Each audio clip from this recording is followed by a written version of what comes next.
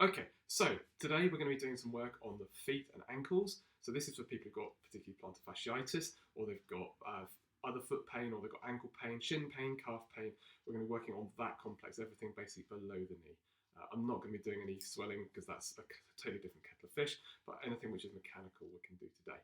So this is bizarrely happening with people who are more static or more active than they normally are. It's that change of routine. So when you're static, you don't use your ankles properly, which means you can end up with tightening of the calves and the shins, and that can give you pain. Or if you're doing more walking than you're normally used to doing, or doing walking on a different surface, and now you suddenly started walking on pavements because that's where you live versus going out in the woods, you can end up with shin pain. So hopefully this will give you some information on how to deal with all of those things, and we can get you moving. Because ultimately, that bit of our body is so key in our balance mechanism. And if we've got poor balance, then further down the line as we get older, we can really struggle. We're prone to falling over and breaking things, and we just definitely don't want to be there. So while we can do it, let's get our balance sorted and let's get ourselves fit for the future. Right, so those of you who are a bit eagle-eyed will have seen that in my clinic I have what looks like a cat litter tray. Well, spot on, it is a cat litter tray. But it is not filled with cat litter. It's filled with your normal 20mm shingle, which most people have got on their, or a lot of people have got on their driveways, or they've got a little bit in the back garden for a path.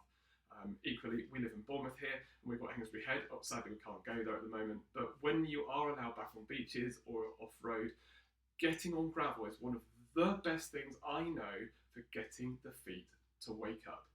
Now, please, your responsibility is to look to see if there's anything sharp in the gravel. If you cut your foot, I can't help you with that. But keep your eyes open, be sensible, but use gravel is really good. If you don't have an outside space or you don't have gravel at home, then just having a cat litter tray filled with gravel can get you going quite nicely, and I'll show you what to do with it. So I'll bring it through a bit. Okay, so here's my tray, just like this, and all you do is you stand in the gravel. Now for some people, they're literally going to go, straight away, because it's just so painful to do this. But if you get your feet really in there, you can see, for me, it's really not much of an issue, but I do spend a lot of time doing it with clients, so my feet just don't like this at all. In fact, as you get better at it, you can jump up and down, whatever you like. Okay, but having a nice deep tread, about 10 centimetres worth, 100 mil of gravel, gives it some pliability, which means you can really get your feet in there. You can also do it just sitting there of an evening, just put your feet in the tray and work your feet into the gravel. Now the beauty of this gravel, just in case you don't know which one I'm talking about, is this stuff here. Okay, so the beauty of this gravel is because it's all irregular shapes, as you push it together, you can hear it working into my hands when I do that. And you can imagine what that's doing to the soles of your feet. Now why is that important? Well, it's quite key really. As a society, as a world, we generally wear socks and shoes. You don't feel your foot like you used to do when you're working barefoot or walking in flip-flops. Good ones, please, not rubbish flip-flops. But if you don't feel your foot, so your foot is very slightly asleep. So walking on gravel wakes that foot up, and suddenly it's interacting with the entire world. My feet feel alive right now in a really good way. I feel very planted on the floor. Now, the thing that's really interesting with this is I find for myself and for a lot of my clients who say, oh, I've got dropped arches, my feet are flattened, I've got all this problem. I find that once you've walked on the gravel for a couple of weeks, that doesn't seem to happen so much. You feel like you've got a nice tripod between base of the big toe, base of the little toe, and the heel. You've got equal weight on all 3 points on both feet. And that means your feet are really stable and really working well. So for me, beautiful way of getting things going. So get yourself some gravel, have a walk around on it. You will sound like you're wanting to cry, possibly for the first couple of weeks. But most people come back and go, you know what, after about a week of doing it, and yes, it was really painful, it's been so worth it. So have a go, it's really great fun. Right, so while we're looking at the foot and the ankle, we know that you get a lot of pain with people getting Achilles tendonitis here. You get a lot of people with plantar fasciitis, which is really arch and just in the front of the heel bone here. Policeman's heels at the back here. Seaver's disease in children will be in a similar position. You get your shin splints here and in the outside compartment, you get your calf pain. Now, any of these points seem to respond really well to the same treatments concept, just different positions. So I'm going to show you how to do the Achilles tendonitis stroke soleus, which is your plantar fasciitis problem. So if I do that with my foot, you might be able to see there's a line here where my calf dips in naturally. There's my Achilles tendon, there's the line of the calf dip, and if I draw a triangle there, for the vast majority of people who get foot pain, treating this triangle here is really useful. So I'm going to show you one bit of kit here, which is what I love. There are tons of these available online. I don't have any affiliation to the company The Dash Stick, made by Intrasol in the US, but I've not found a better one. Okay, they're about the same price as the cheaper ones, but I don't know one that's better. So this particular model I've had for probably 10 years, and it's still just as good today as it is the day I bought it. I think this was 39 quid. So you're not talking major money, but it's definitely worth having. But that was from the-stick.co.uk. Again, I'm not affiliated to them, but it is a really good piece of kit. Now, when I do this, I could really bend it if I wanted to, but that's going to, one, limit the life of my stick, and two, it's going to really hurt me, so I'm not going to do that. So what I'm going to do is I'm going to do it so it just flexes just a little bit, okay? I'm going to put the foot I'm not using in the front just to stop that leg sliding, and I'm going to hold the stick here, and I'm just going to roll upwards, so the pressure is on the upward stroke, okay? And I'm just going to have a little look, see if I can find anything in that little triangle. Now, on me, I don't really struggle with foot pain, so I'm not going to find anything. But I can guarantee that some of you will be having wet eyes already. Just touching your calf in here is just going to make you want to weep.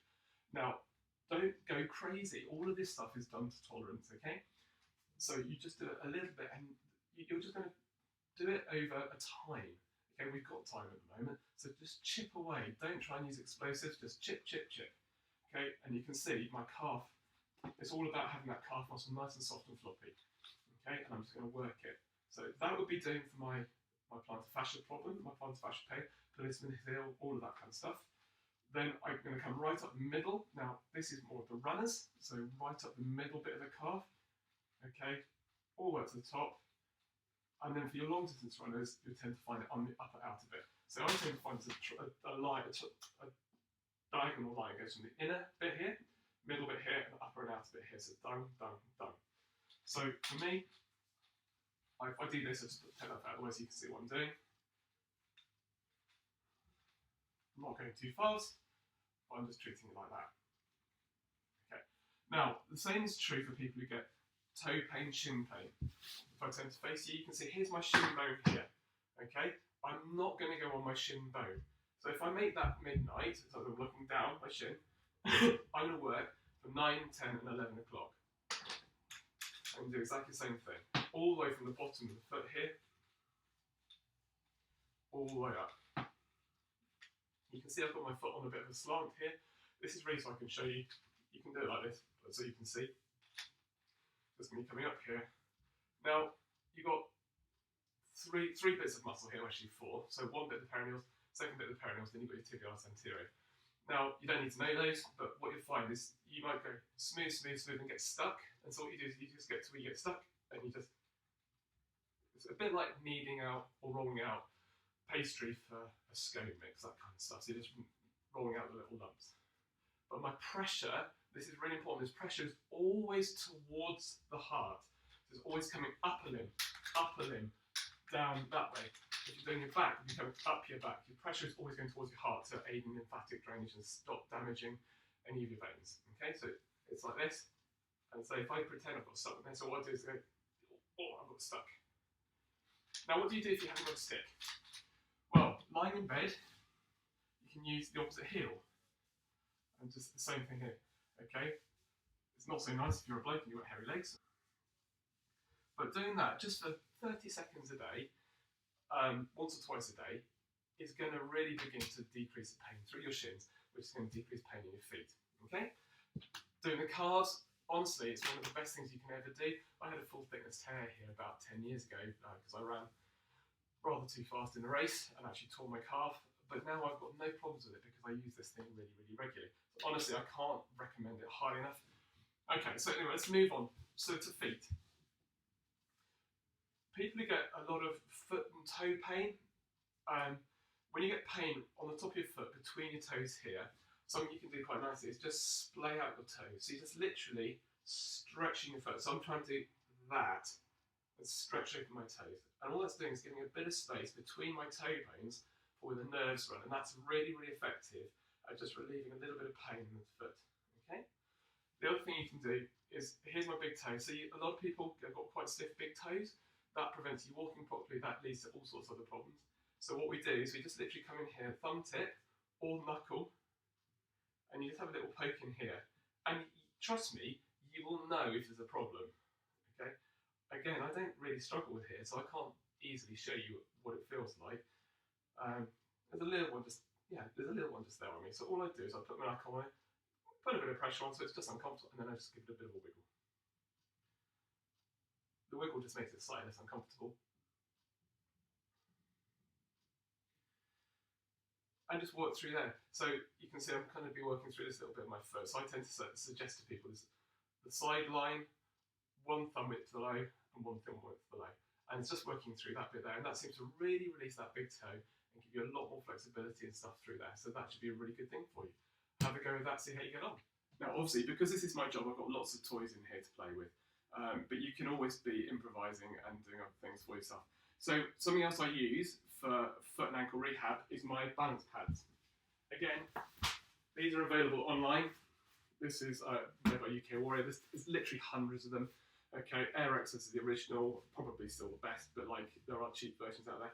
I think this one was £14 or £13. And what you can do is you can literally just stand on it. Now it's really soft and labile. I'm going to show you that on the camera. If I squeeze it here, you can see you get some squashiness in there. And what you're doing by standing on it is you're suddenly unstable on your feet. It's also nice and warm. Okay, but it means that when you're cooking, if you're chopping your vegetables, please be careful. But if you're chopping your vegetables, you can just stand on here and it just keeps you moving very slightly. And that movement is really, really good for your feet and ankles. Now you can play this, you can do this with a friend. You can have two of you, obviously a friend you live with, not somebody you don't at the moment.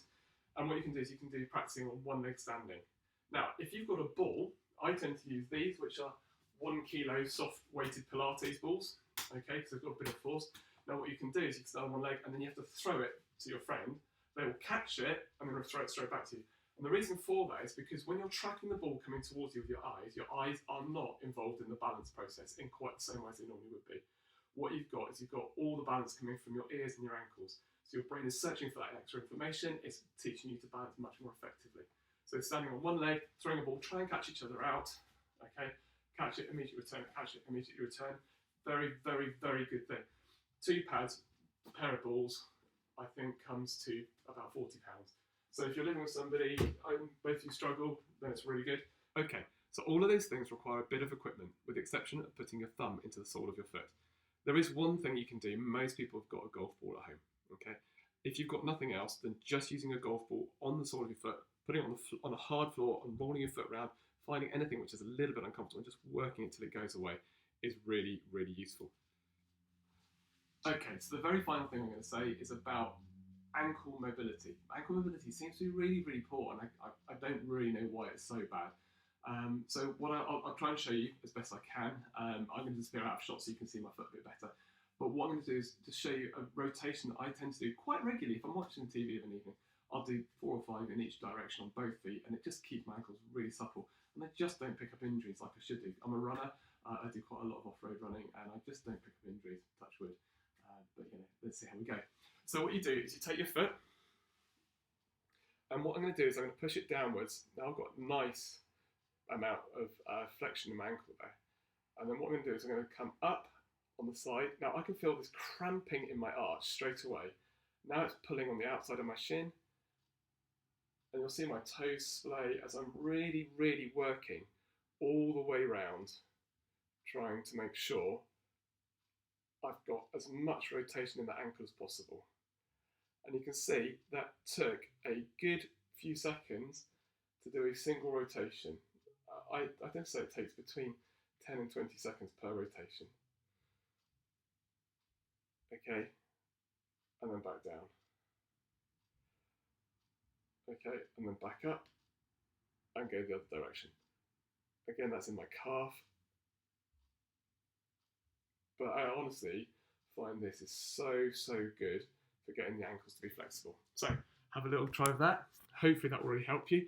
Go away and have really excited and alive feet from this.